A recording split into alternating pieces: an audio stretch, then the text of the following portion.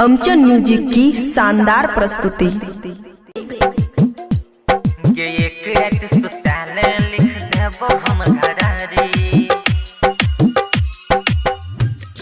खुशी recording studio बलुआहा। भाग जोर छौरा ऐसा देबो नहीं त गारी, भाग जोर छौरा ऐसा देबो नहीं त गारी।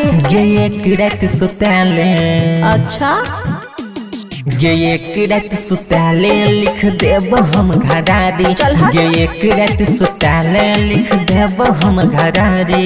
एक रात सुताले लिख देब हम घरारी। हल्का में नैली है तू छियै रे हम चिंगारी, हल्का में नैली है तू छियै रे हम चिंगारी।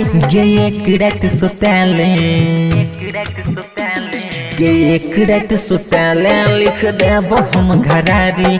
ये एक रात सुताले लिख देब हम घरारी। डीजे गुट मधुबनी, डीजे गुट मधुबनी लिख देब हम घरारी। लिख देब हम घरारी।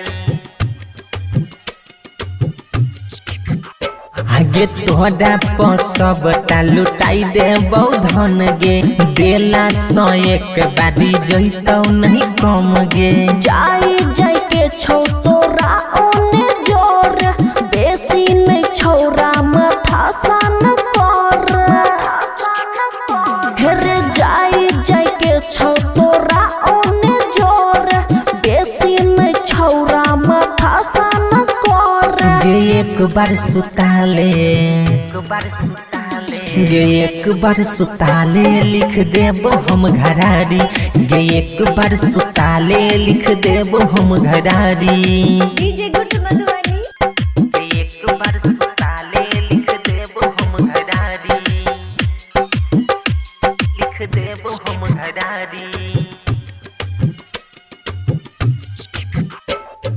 तोहर ज्यादा नहीं छौ बिजली के भेज गे, माल खाए वाला छौरी हो गेल हो ये जगे।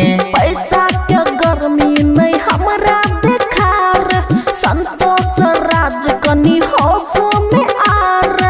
रे सुनना, पैसा के गर्मी नहीं हमरा देखार, संतोष राज कनी होश में आर। गे एक बार सुताले, एक बार सुताले, गे एक बार सुताले लिख देब हम घरारी।